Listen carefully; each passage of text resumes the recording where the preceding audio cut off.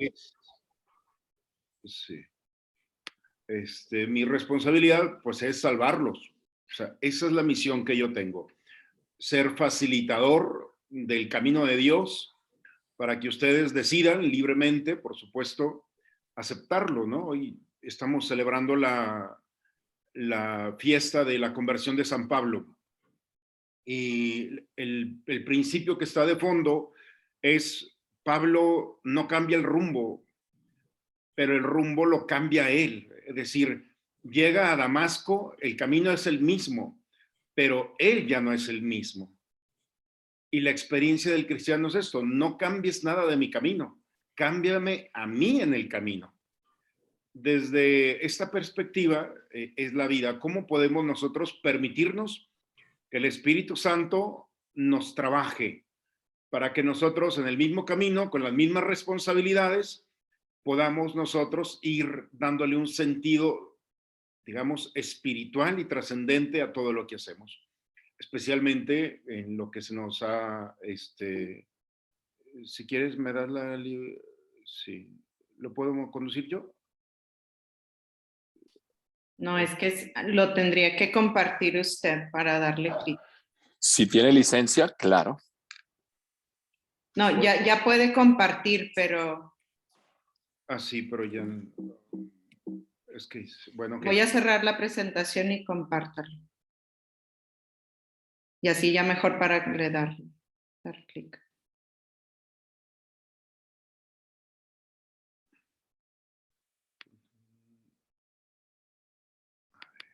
Déjame checar si... A ver, un segundo. Mira, espérame, aquí la tengo ya. No sé si ya la están recibiendo. Sí. Sí. Sí, ahí se ve. A ver, nomás mostrar presentación de diapositivas. Ok. Bien, ya. Lo que pasa es que... Listo, ya, Ale, gracias. Aquí ya la compartí. Bueno, primero, la experiencia cristiana es la de nutrirse para nutrir. La experiencia de Dios no es un regalo personal. La experiencia de Dios no es un regalo para los demás, a tal grado de que sería caer en un vacío cuando buscamos una experiencia personal. Y no es solamente eso, sino cada experiencia de Dios es una experiencia social. Debe de tener una resonancia en los demás. Si no, como por ejemplo hoy ponemos modelo de Pablo, ¿no? ¿De qué sirve la conversión de Pablo si no llegó a Damasco a sorprender a Ananías y a toda la comunidad cristiana con una nueva forma de unirse, como dice el texto, a la alabanza a Dios? Entonces, la experiencia personal no está desligada. Nosotros la mentalidad occidental, a diferencia por ejemplo, de otras orientales, es que nosotros separamos todo. Queremos separar el día de la noche, queremos separar y entender, porque así por conceptos es más fácil, y queremos también separar nuestra vida espiritual de la experiencia personal, de la experiencia de Dios, de la experiencia de los demás. Entonces, la vida cristiana es un todo. Por eso, esta carta que el Papa Juan Pablo II en el año 2000 nos ofreció es sobre lo que él veía como una visión profética, lo que él veía de la responsabilidad que tenemos todos de ser protagonistas. Dice, pero los primeros protagonistas en la vida de la iglesia son los laicos. Primero, porque son más. Si nosotros vemos la población de sacerdotes simplemente en la iglesia, en nuestra parroquia, somos 2 sacerdotes contra todos ustedes. O sea, no podemos pensar que solamente 2 personas tienen el protagonismo de 3.500 familias de nuestra comunidad. Por eso hay que tomar conciencia de que ustedes tienen un poder que nosotros no tenemos. Ustedes tienen el poder de ser protagonistas en todos los espacios sociales. Y eso es lo que hay que recuperar, porque en esos espacios sociales se tiene que alabar, se tiene que adorar, se tiene que contemplar y se tiene que dar gracias a Dios. Esta es la nueva millennium, que es es la visión que el Papa Juan Pablo II tenía, muy realista, ¿no? Muy padre, de nosotros. Es decir, cada quien tiene una función dentro del cuerpo místico de la iglesia y todos, por más pequeño que sea, tiene una función que es importante para presentarnos. Bien, viendo esto, nosotros, la primera pregunta es, vivimos en un mundo de lo que es esencial y de lo que no es esencial. Nuestra vida cotidiana, si nosotros pensamos el día de hoy, hemos tomado decisiones que unas son fundamentales y otras no lo son tanto, no dejan de ser importantes, pero hay una escala de valores en los que nosotros nos movemos para tomar nuestras decisiones. Por ejemplo, hoy, digamos, en esta visión de nuestro tiempo, ¿cómo lo ocupamos nosotros? Y por eso nosotros podemos ver allí claramente cuánto tiempo a lo largo de esta jornada, no de ayer, simplemente el día de hoy, cuánto tiempo le he dedicado a la oración, a la familia, al trabajo, al apostolado, al ejercicio, al hobby que alguno de ustedes puede tener, o el aspecto social. Es decir, cómo está diseñado nuestro día. Porque a veces decimos, no, es que somos muy generosos. Estoy de acuerdo que seamos generosos. ¿Con quién eres generoso? Porque no es un mérito ser generoso con tu familia o con tus amigos o con la gente que está, no. La generosidad implica más allá, es llevarla a una trascendencia. Nuestras preocupaciones, yo puedo estar preocupado por mí, por mi familia, eso es noble y es lo justo, pero nosotros estamos llamados a dar un paso todavía más. El cristiano es aquel que va un poco más allá, o no un poco, sino más allá de lo que generalmente podemos hacer. Entonces, lo primero es, en este día, ¿qué cosas y qué decisiones, qué espacios y qué actividades son las que yo le puedo presentar el día de hoy a Dios como una ofrenda? ¿Qué cosas son las que le he dicho, Señor, no me ha bastado solamente hacer lo necesario o lo suficiente, sino que he hecho un poco más? Esta es la vida del cristiano. Por eso, las primeras comunidades, dice Hechos de los Apóstoles, todo mundo los apreciaba. ¿Por qué los aprecia todo mundo? Porque hacían más de lo que les correspondía. Eso era el punto. O sea, cuando alguien hace más desinteresadamente y lo hace para dar gloria a Dios, para dar alabanza a Dios, para agradecer a Dios, entonces empieza a vivir una experiencia espiritual y trascendente que no es indiferente a los demás. Por eso, si alguien en el día de hoy te estuviera observando, podría distinguirte de un creyente a un no creyente.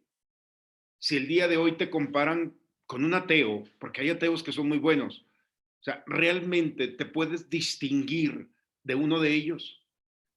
Porque bueno, nosotros vemos en la calle a nuestros hermanos separados y lo distinguimos fácilmente o por la corbata o por la forma de vestir o por la Biblia. O sea, nosotros, ¿cómo nos distinguimos? Y la forma de distinguirse no es de separarse, sino de ser punto de referencia para los demás. O sea, a eso es a lo que vamos. Al formar parte de una comunidad como es una parroquia, como es Santa María Reina, podemos nosotros vibrar los sentimientos y las experiencias de personas que están y que caminan en nuestra comunidad. Hace un momento, la verdad es que escuchar a Tere, por ejemplo, hace un momento decir, es que es mi espacio, es mi familia, es el lugar donde yo me encuentro con ese espacio en el que no me siento fuera de casa. Todo este engranaje espiritual que se respira en nuestra comunidad es porque alguien en algún momento ha dado más de lo que en sus límites en la sociedad o la iglesia o los demás han pensado. O sea, cuando damos un poco de nuestro tiempo, hacemos la diferencia, pero no es solamente eso. ¿Cuántas personas en nuestra comunidad, lo digo porque soy el padre, han llegado a la parroquia devastados, y alguien se ha acercado y les ha dicho, no te preocupes, todo va a salir bien? O sea, esa persona que dio un paso que ofreció una palabra de aliento, le hizo no solamente el día a la persona, sino recuperar la esperanza en ese momento y hoy está aquí en nuestra comunidad.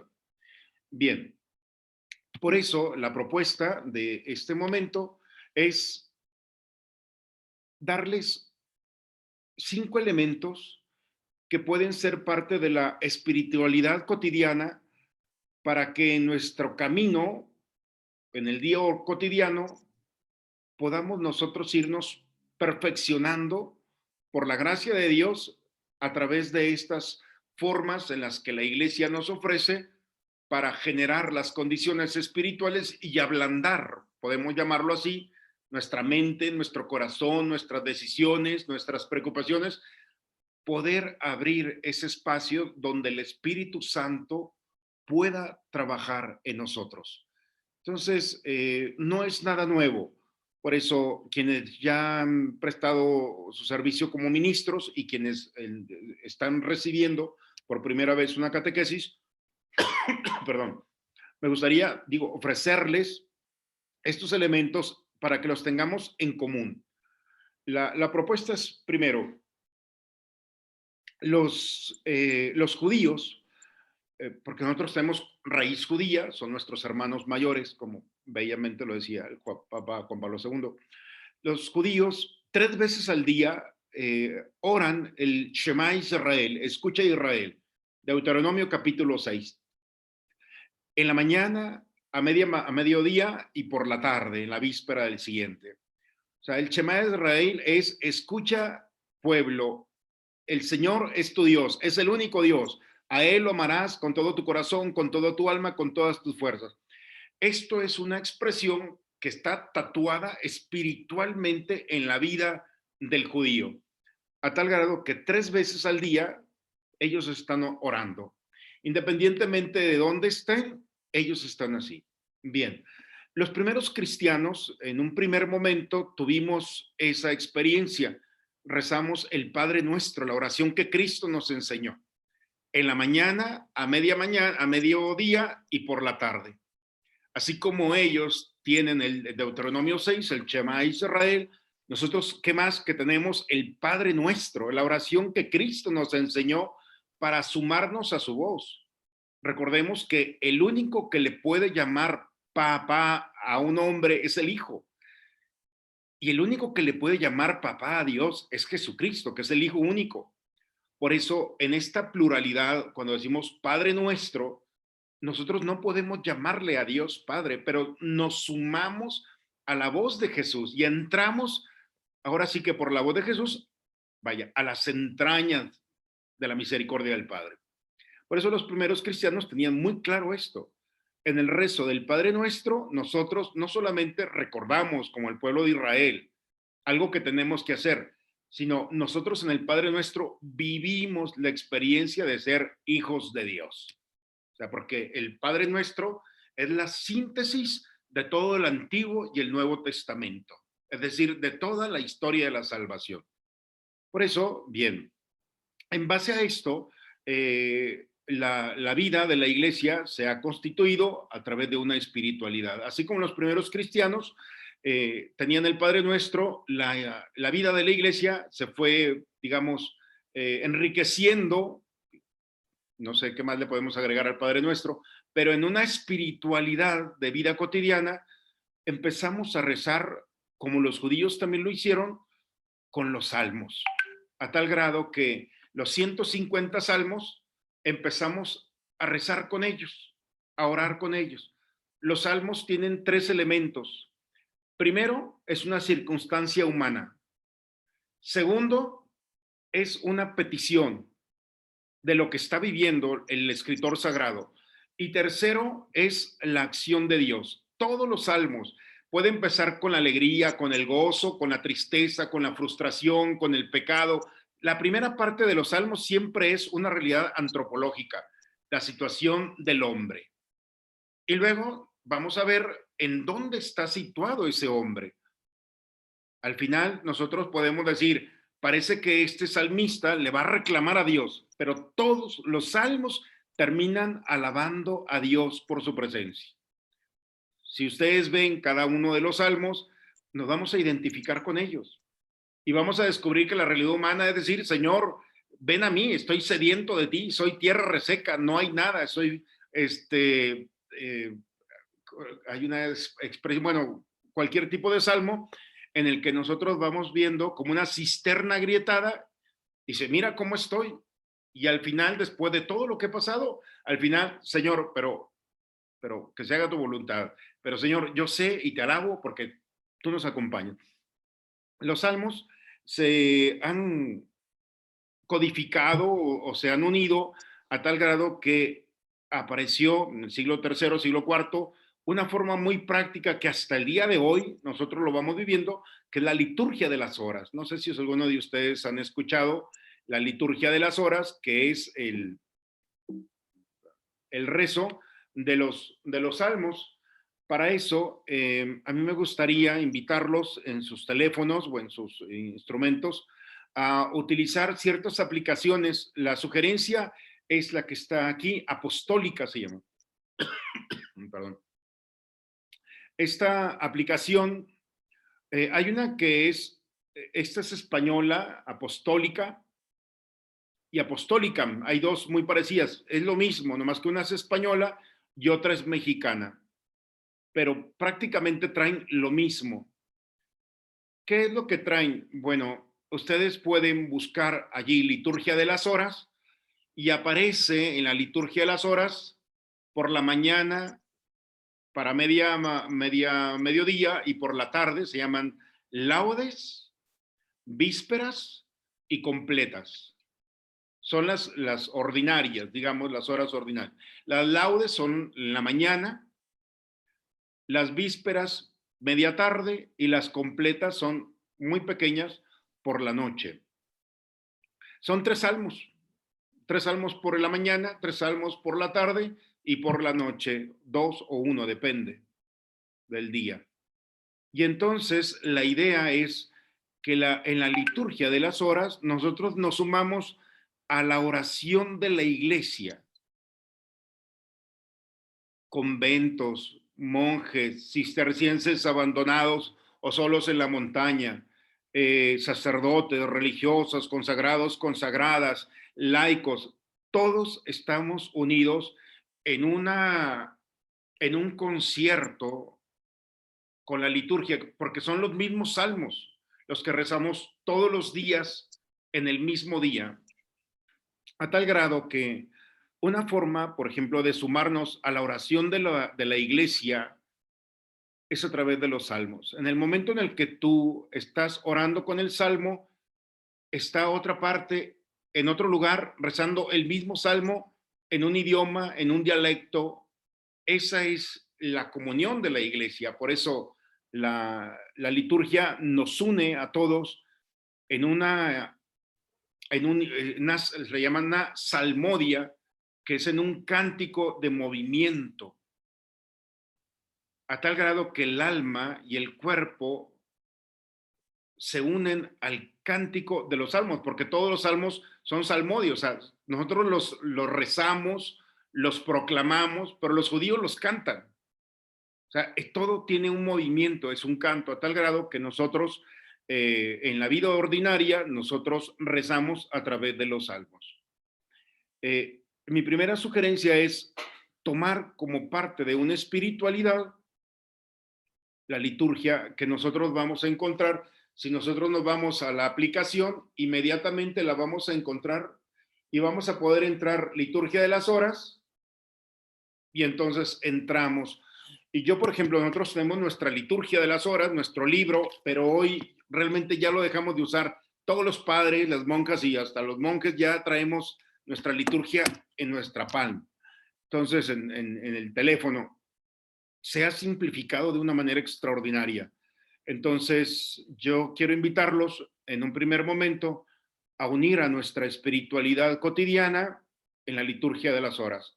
Ojalá que esta primera parte nos lleve a reunirnos un día. Me encantaría, por ejemplo, un día, al menos al mes, sería la semana, sería ideal, de unirnos un día por la mañana a rezar las laudes. O sea, por decir, un sábado o el domingo, ¿no? Imagínense que nos reunimos un día a rezar todos con nuestra liturgia, las laudes o las vísperas o las completas, y ver la experiencia de irnos enriqueciendo.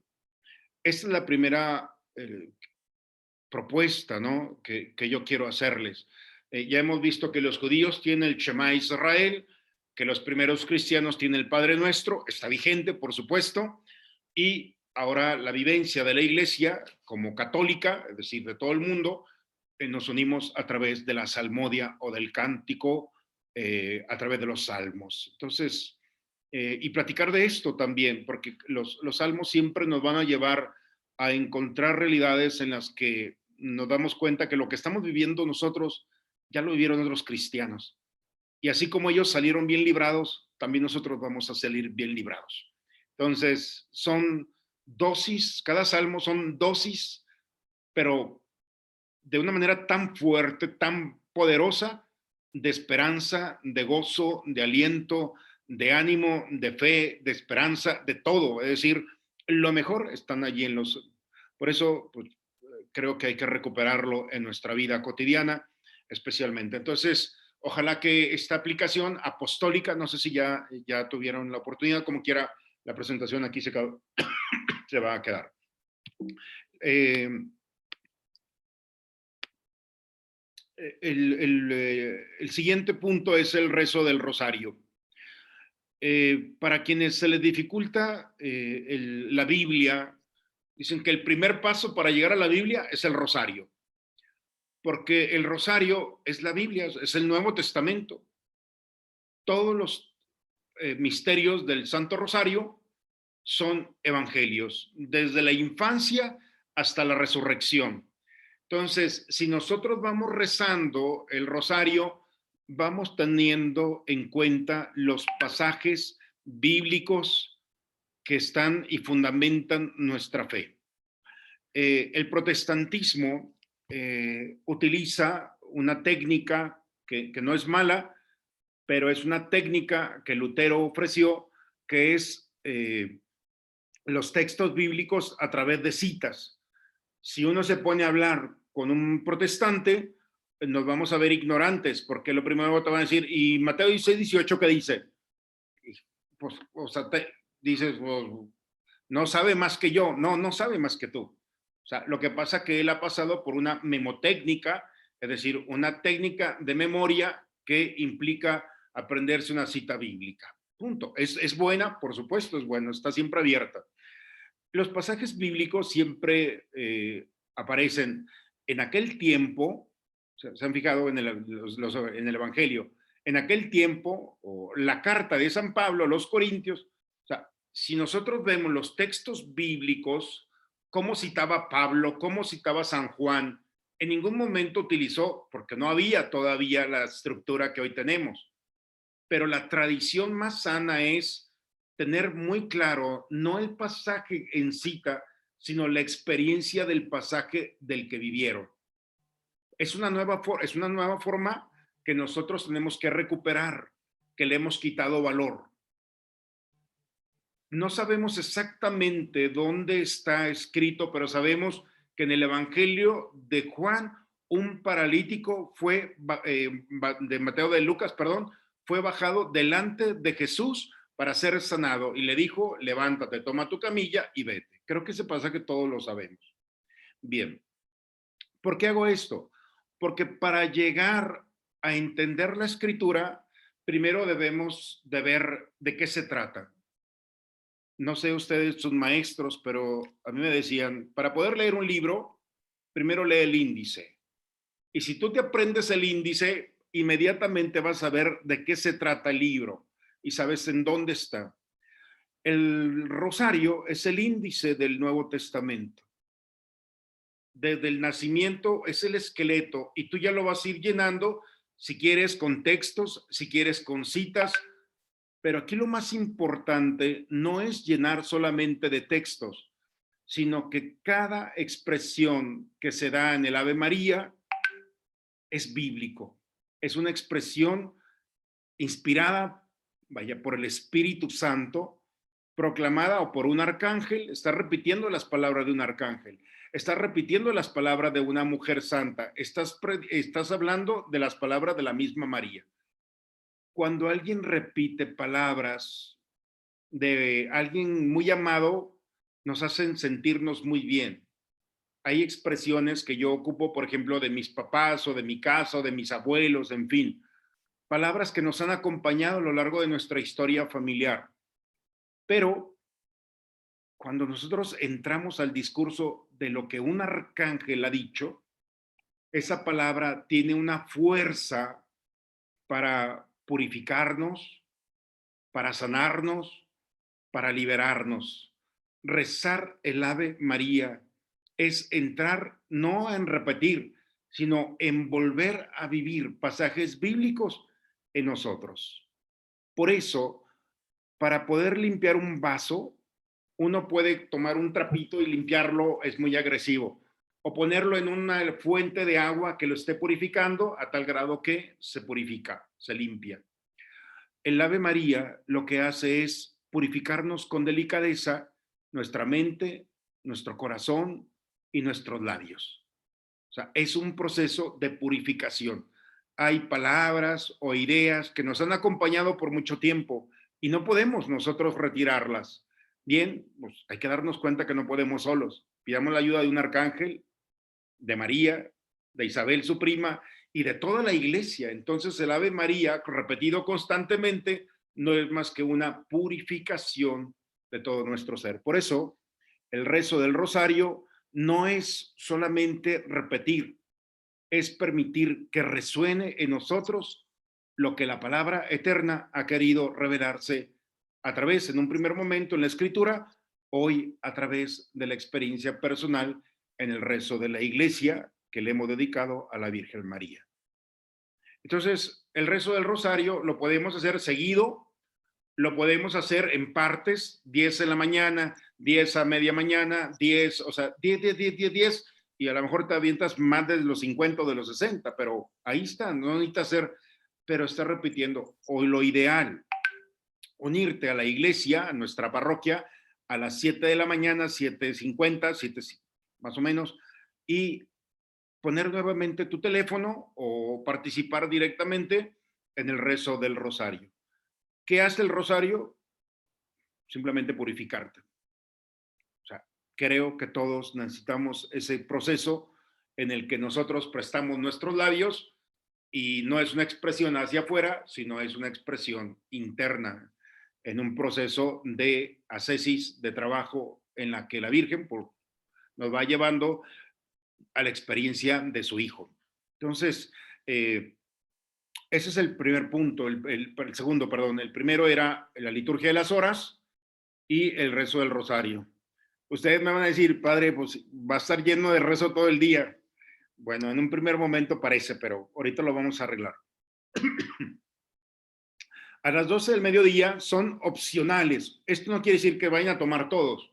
Ojalá lo sea así, pero ustedes pueden tomar es una espiritualidad de la vida cotidiana en la que el cristiano tiene que estar inmerso.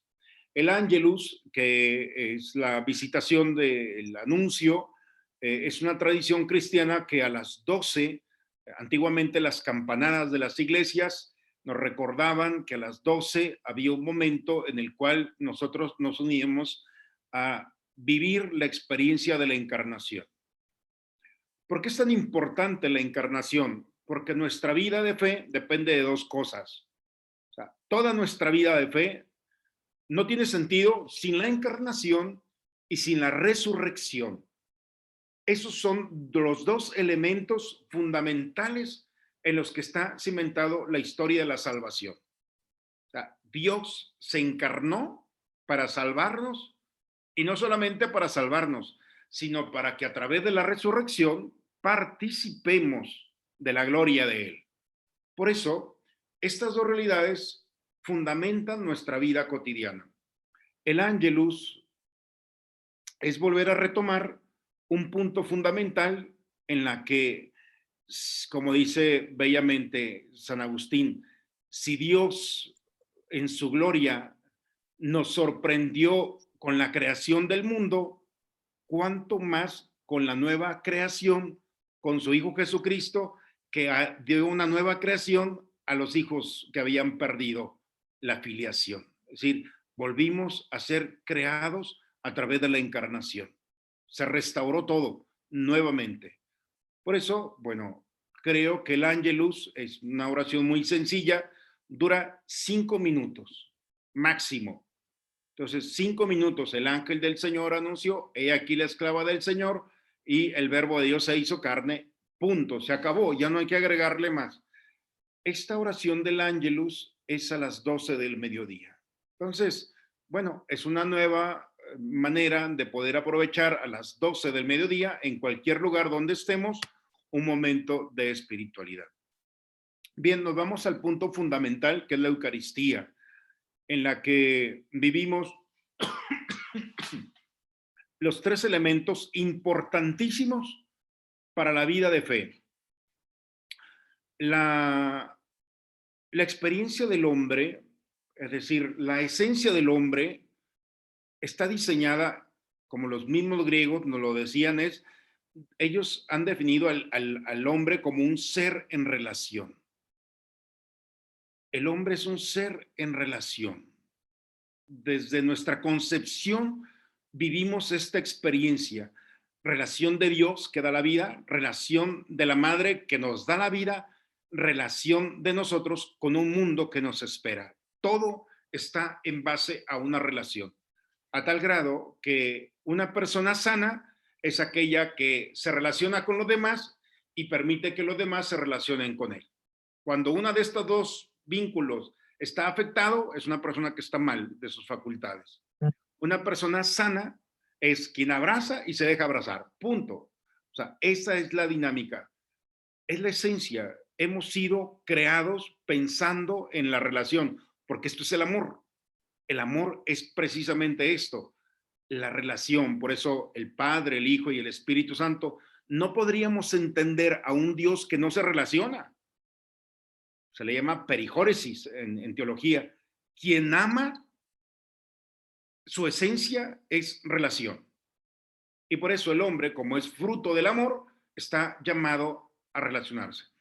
En la Eucaristía se purifica, se perfecciona y nace la experiencia de relación a través del misterio de Cristo eucarístico.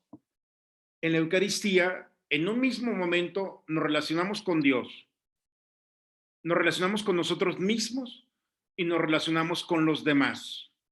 Por eso nuestras iglesias son un mosaico social, porque hay de todo, es la iglesia, desde el niño hasta el anciano, y así podemos pasar por todas las categorías sociales que este mundo separa, están integradas en una iglesia.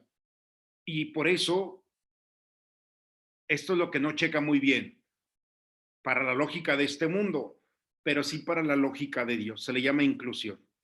En la Eucaristía es la expresión más plena de darle culto a Dios. Y darle culto a Dios significa ofrecerle a Dios lo que es suyo. Perdón. Ofrecerle a Dios lo que es suyo es descubrir que todo lo que tenemos, que todo lo que hacemos, todo depende de Él. La Eucaristía nos permite vivir este misterio. El misterio de la Eucaristía, primero, nos lleva a estar juntos. Segundo, a entrar en la palabra de Dios. Tercero, en poder entender la palabra de Dios. Y la palabra de Dios no se puede quedar solamente en el oído. Dios no vino solamente a predicarnos. Dios ha venido a alimentarnos. Ese es el punto. El imperativo no es escucha mi palabra, no. El imperativo de Jesús es come mi cuerpo, bebe mi sangre. Ese es el imperativo de Jesús. La palabra de Dios, si no nos lleva a alimentarnos, le va a faltar algo, aun cuando puede ser la palabra de Dios. Por eso la Eucaristía, primero, es un encuentro personal con Dios. Pero en ese mismo momento en el que recibimos la Eucaristía, nos damos cuenta que nos permite entrar en el misterio de ser cuerpos de Dios, que es la iglesia, el cuerpo místico de Dios. Cuando nosotros como ministro, como sacerdote y ustedes como ministro de la Eucaristía, levantan la hostia y se la dan al penitente, al hermano, al creyente, y le dices, el cuerpo de Cristo, o sea, no le estás diciendo en este pedacito, porque sería limitar a Cristo a un pedacito. Le estás diciendo, ¿quieres ser el cuerpo de Cristo? Pero para poder ser el cuerpo de Cristo, tienes que comer esto. O sea, si tú comes esto, te conviertes en el cuerpo de Cristo. San Agustín ahí tiene una expresión muy bella que dice, te eucarizas. ¿Qué significa esto? Que con cualquier alimento, cuando tú te lo comes, te nutre. Cuando tú recibes la Eucaristía, no va a nutrirte. No se hace parte de ti, sino nosotros nos hacemos parte de Él. O sea, esta es la lógica diferente. En la Eucaristía, nosotros nos hacemos cuerpo místico. Ese cuerpo místico que se perdona, que se libera, que se sana, que se purifica, que se santifica. Por eso, la experiencia de recibir la Eucaristía, los santos padres nos hablan que es el medicamento para este mundo. Por eso, cuando nosotros participamos de la Eucaristía por la televisión o por los medios, nosotros participamos. Esa es la expresión. Y podemos estar en pants, podemos estar en la cama, podemos estar trabajando, haciendo algunas cosas. Nos podemos permitir porque tú estás participando. Pero cuando tú estás presente, no participas, celebras. Y entre la participación y la celebración hay una brecha impresionante, porque no solamente estás participando de un evento, sino estás siendo el evento. Esta es la diferencia. Por eso el sacramento de la Eucaristía presencial no puede ser suplida por algún evento, por más cercano que tengamos a los medios de comunicación. Una cosa es ser parte del evento y otra es ser el evento. Y el evento en la Eucaristía es Cristo. Por lo tanto, en la Eucaristía, inmerecidamente, somos Cristo. Nos permitimos, al recibir a Cristo, lo que dice Pablo, ser el cuerpo de Cristo místico. Y esa es la experiencia que tenemos inmerecidamente, pues por eso nos critican, ¿no? Porque somos puros pecadores los que estamos allá adentro, precisamente esto, porque el pecador se da cuenta que no todo es esto, que necesitamos la Eucaristía, un respiro para darnos cuenta de que no estamos perdidos, no todo está perdido. La Eucaristía es un momento de recuperarnos. Este es el elemento fundamental de la vida cristiana. No sé qué piensan hasta aquí. Déjame, chupo una pastillita porque está... Bien.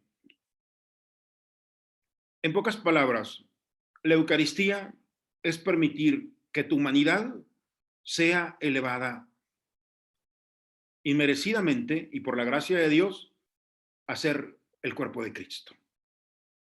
Por eso, yo quisiera invitarlos a permitirnos como ministros recuperar esta experiencia.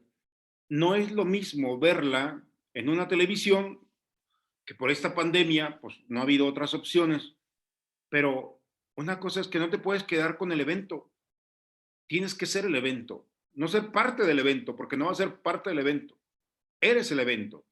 La experiencia de salvación está plenamente en aquellos que participan en el misterio de la Eucaristía. ¿Vamos bien hasta aquí? Sigo. La lectura espiritual. La verdad a mí me gusta mucho cuando alguien me pregunta, padre, estoy leyendo este libro, ¿qué piensa? A veces me sorprendo porque no, la verdad, ni siquiera conocía al autor. Pero me da la oportunidad de decir, dame 2, 3 días y empezar a ver al autor, y a mí me ayuda mucho ver cómo una vida espiritual puede ser sostenida también por un buen libro. a mí me gustaría recomendarles o que ustedes también me recomienden y veamos lecturas, por ejemplo, Vida de Santos, por ejemplo, que nos inspiran, eh, escritos de santos y santas, a veces son un poco difíciles, sobre todo los antiguos, porque están muy españolizados, pero nada que no se pueda entender con una buena traducción o interpretación. O simplemente que con toda tranquilidad me digan, padre, ¿qué me recomienda para leer? Entonces, ya de acuerdo a tu personalidad, de acuerdo a tus tiempos, ir viendo alguna lectura espiritual. También, bueno, pues ustedes pueden encontrar muchísima información en Apostólica. También ahí hay documentos en los cuales puedan tener una idea, una buena lectura de algún tema particular que ustedes tengan el interés. Eh, por ejemplo, a veces desconocemos mucho lo que es el cielo, lo que es el purgatorio y lo que es el infierno. Y es muy atractivo, ¿no? Entonces, cuando alguien va a ir a viajar, por ejemplo, que va a Italia o a cualquier parte, de Acapulco, a donde quieran, que si eres un buen turista, pues lees antes qué lugares puedo conocer. Y entre más leas ese lugar, pues se te hace más atractivo. Si nosotros leemos lo que es el cielo a través de los escritos bíblicos, pero a través de los santos y las santas, a través de lo que el catecismo de la iglesia nos ofrece, pues va a ser mucho más atractivo que una idea tan pasajera que tenemos de un lugar con nubes, ¿no? Sino vamos a ir descubriendo el sentido que tiene y también el purgatorio, y nos vamos a dar cuenta de la responsabilidad que tenemos con las almas del purgatorio y sacar la vuelta al infierno, por supuesto. O sea, realmente lo vamos a ver y nos vamos a dar cuenta de que las novelas de Dante no tienen nada que ver, pero sí hay que tener un respeto y una responsabilidad en nuestra vida. La lectura espiritual nos permite eso, vivir la frescura de una idea que pueda nutrir la vida cotidiana. Entonces, yo quería invitarlos a tener un buen libro. A lo mejor no eres un lector por todas las actividades que traes. Estoy de acuerdo. Por eso, pero hay libritos muy pequeños. No sé, por ejemplo, te puedo decir, hombre, si batallas por la lectura bíblica, léete el libro de San Judas Tadeo, hombre. Es una hojita al final de la Biblia. Entonces ya por lo menos ya leíste un libro, pues no importa cómo, pero una hoja que pueda ayudarte en tu vida. Así también hay libros muy interesantes que no necesitan ser 500 páginas, sino una dosis breve que pueda ayudarnos en nuestra vida cotidiana. Entonces, ojalá que todos tengamos y podamos compartir en esos espacios de lectura también espiritual que hemos dejado un buen libro y una buena propuesta y una buena sugerencia. Ojalá que el día de mañana en estos espacios alguien pueda decir, oigan, les recomiendo este libro, está buenísimo, y nos permita tener una idea más de enriquecer estos espacios de la vida cotidiana. Y bueno, finalmente las obras de misericordia, que esto nos facilita más la vida cristiana. Nomás recordarles que todos los días es una oportunidad para vivir las obras de misericordia. Al hambriento, al sediento, al peregrino, al desnudo, al enfermo, a los presos, a los difuntos. Lo podemos hacer con nuestra familia, sí. Lo podemos hacer con nuestros familiares y nuestros amigos, sí. Pero yo quiero invitarlos a hacerlos con aquellos que no tienen ningún lazo. Yo creo que delante de Dios tendrá un mérito más grande. Ojalá que nuestra vida cotidiana se haga más atractiva cuando demos algo más allá de nuestros límites de sangre o familiares o de afecto. Y nosotros salgamos hacia aquellos que no tienen una vinculación con nosotros para que el agradecimiento no sea solamente de ellos, sino sea de Dios. Entonces, por eso las obras de misericordia nos invitan a ir más allá y que la gente que no esperaba nada pueda encontrar lo poco que le diste, pero sea la lluvia o la tormenta de amor, de delicadeza, de ayuda, de caridad en esos momentos. Y bueno, pues enseñar al que no sabe, dar buen consejo al que lo necesita, corregir y tener paciencia con aquellos que son difíciles en el trato, consolar al triste, sufrir con aquel que vive momentos de dificultad y rezar por los vivos, pero especialmente por los difuntos. Entonces, las obras de misericordia son parte de un programa espiritual que tiene que estar en nuestra vida cotidiana. Entonces, esto que yo les platico nos puede ayudar a todos. Primero, para vivir una experiencia de fe que recupere en nosotros esa frescura que pueda ser punto de referencia para nuestras familias. Si vivimos estos elementos, creo que poco a poco vamos a regresar a la casa espiritual, y vamos a llevar con nosotros a nuestra familia, no como con una condición, sino como una experiencia personal. Hay que volver nuevamente al Señor. Hay que volver nuestros corazones. Los datos que está viviendo nuestro mundo no son muy alentadores en todos los sentidos. Y Jesús dijo, si ustedes que saben interpretar cuándo va a llover y cuándo no, ¿para qué se hacen? Deben de interpretar también los tiempos. Creo que todas las circunstancias que estamos viviendo, y no son de temor, son de esperanza y son de responsabilidad. Nosotros como cristianos tenemos que vivir cimentados y fundamentados en Cristo, estar de pie ante todas las circunstancias, no solamente para estar de pie, sino para ayudar a aquellos que en su momento no van a poder estarlo. Y una manera de vivir una espiritualidad como la del servicio de los ministros extraordinarios de la comunión es vivir primero nuestro ser cristiano. Y nuestro ser cristiano está en base a estos 5 elementos que el día de hoy quería compartir con ustedes como una espiritualidad cotidiana. Pues eso quería, digo, no sé, abro el discurso para ver qué piensan ustedes de esto.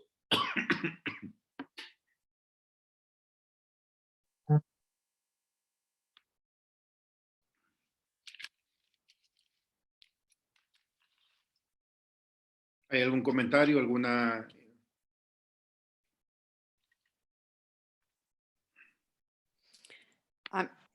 A mí me encantó, padre, porque siento que si no tenemos como un tipo compromiso de vida espiritual, se nos pasa el día y no lo hacemos. En cambio, haciéndolo así ordenadamente como usted lo pone, a mí me va a ayudar mucho, la verdad. Sí. Me gustó mucho.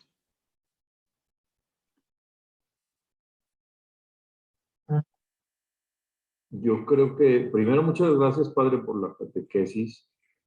Y segundo, creo que esto nos ayuda para que en el día a día, y ahora sí que en los pequeños espacios que hay en el día también, no nos olvidemos de a quién le debemos de, pues todo lo que somos, tal cual.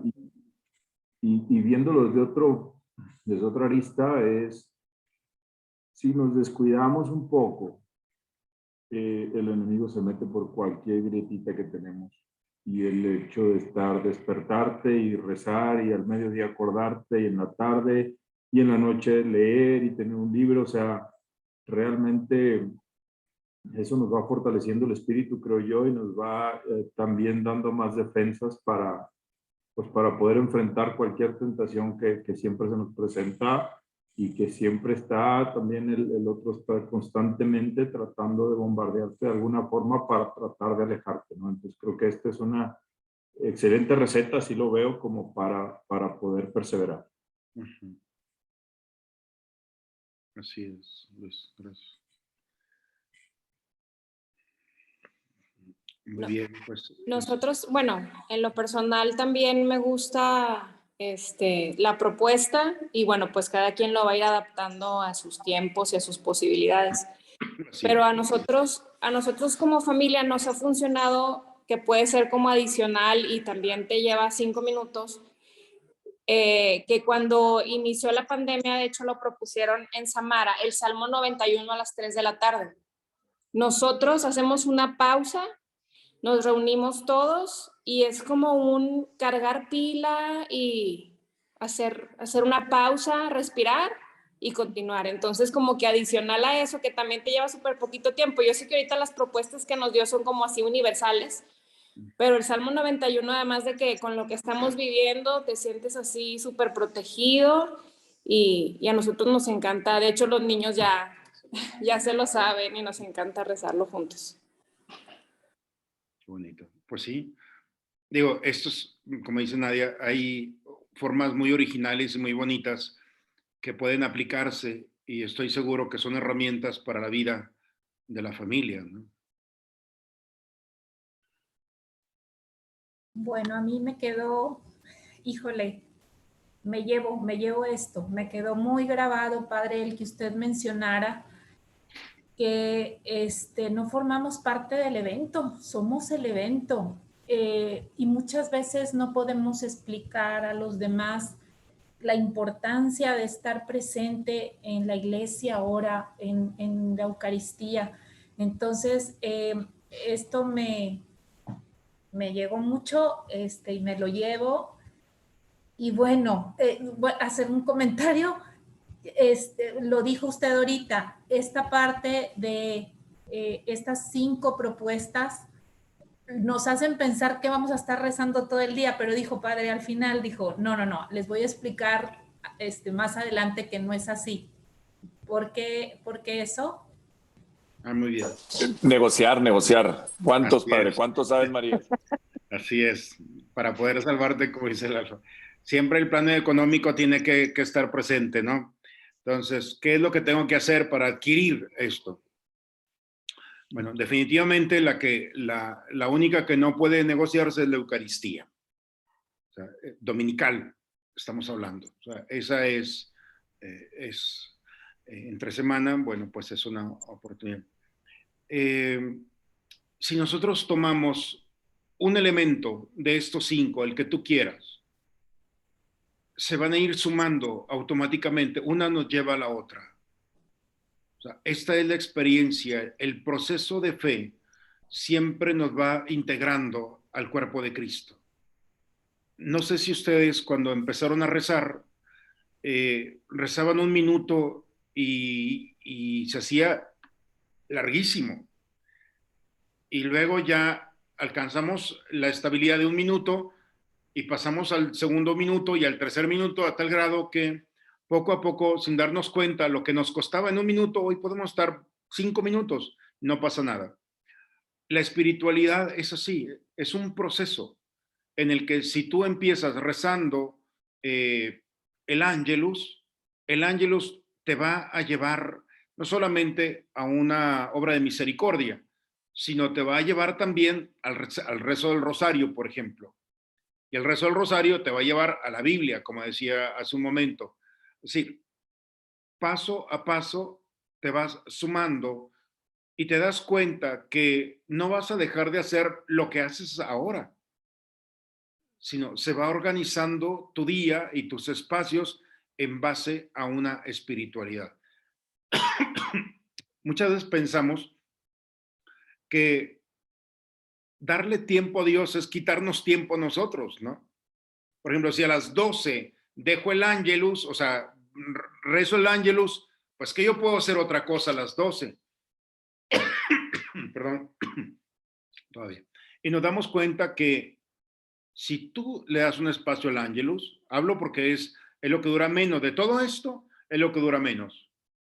Te vas a dar cuenta que haces lo mismo o quizá más, porque lo que estamos viviendo es un momento de trascendencia. Estos 5 elementos, bueno, fuera el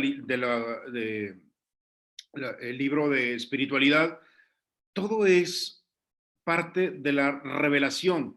La Biblia, el rosario, el Ángelus, la Eucaristía, o sea, todo es parte de una espiritualidad que está más allá de una realidad meramente humana.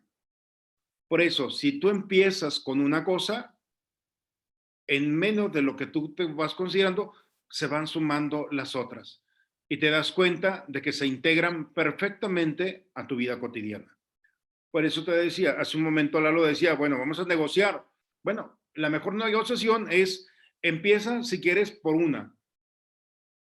O sea, empecemos por algo, la que tú quieras, de acuerdo a tu personalidad, tu lectura espiritual, tu rosario, el ángelus, la lectura bíblica, por supuesto, la Eucaristía, es decir, de lo que hemos hablado en este momento, ¿cuál de estos 5 elementos es el que particularmente brincó en tu interior? O sea, como que te...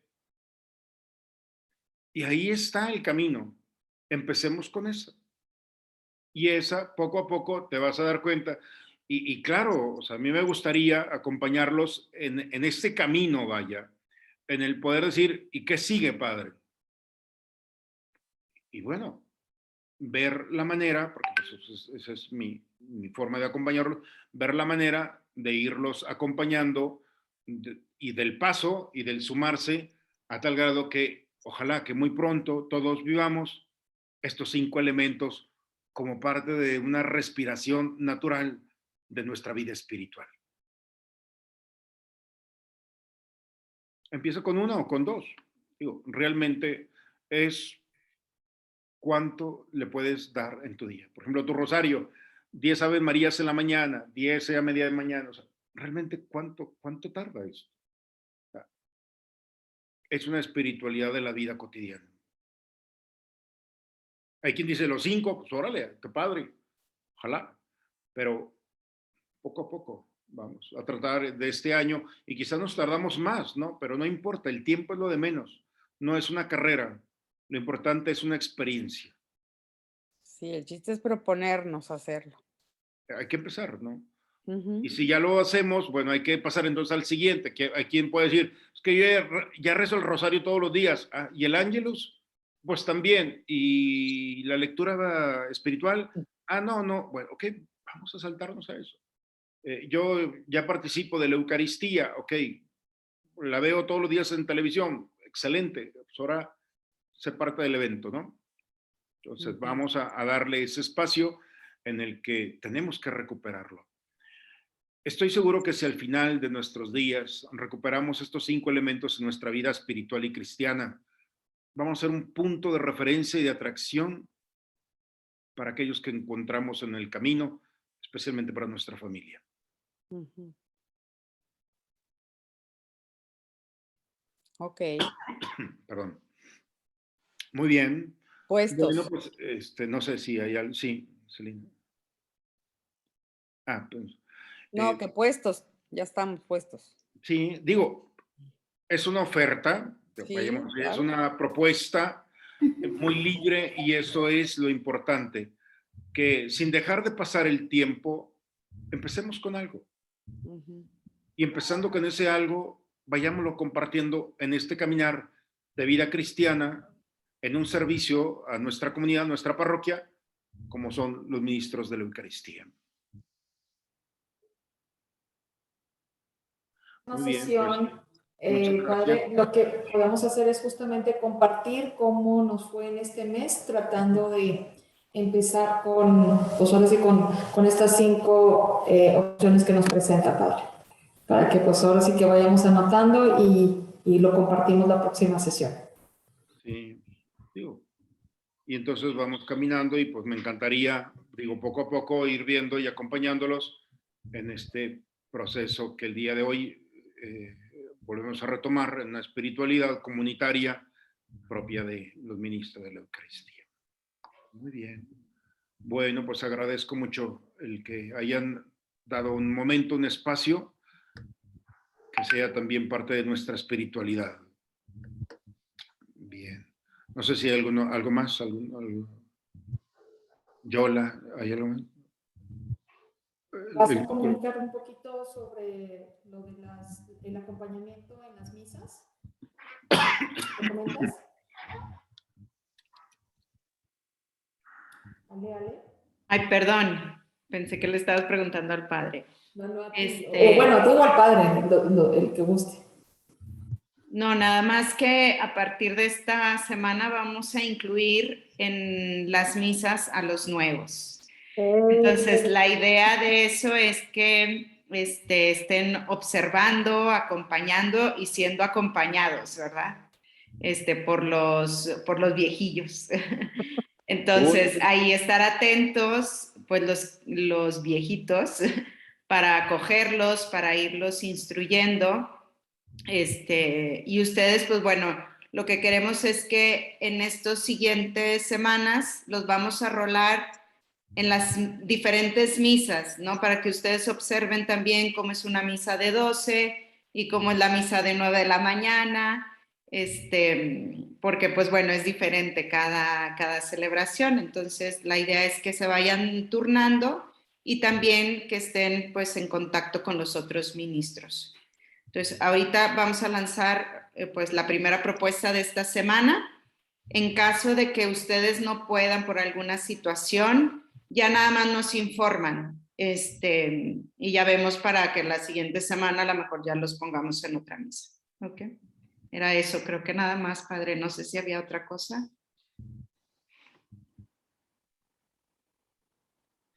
No, pues nada.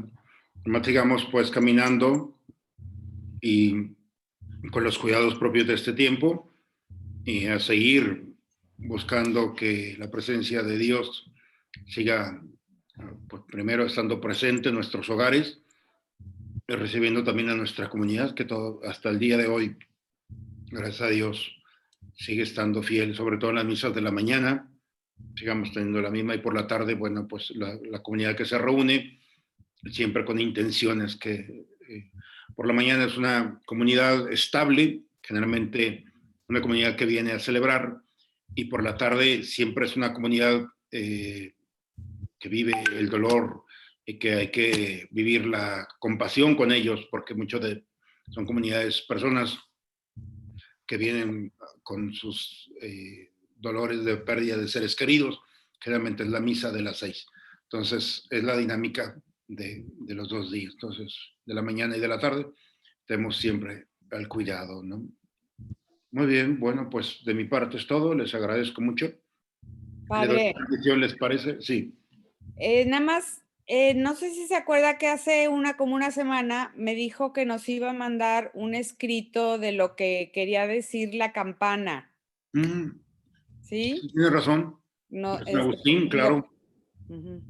Que no le tuviéramos miedo a la campana y que nos iba a mandar un escrito.